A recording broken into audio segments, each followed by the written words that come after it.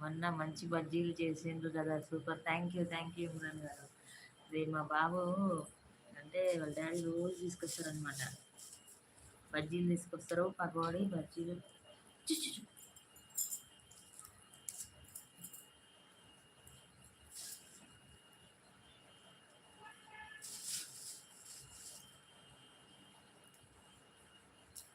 పావురం అండి, పావురాలు.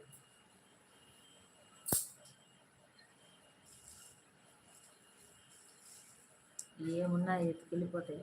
పిల్లల సాక్స్లు ఆరేసినా కానీ అది కాళ్ళతో పాటు అది పోతాయి దండం మీద.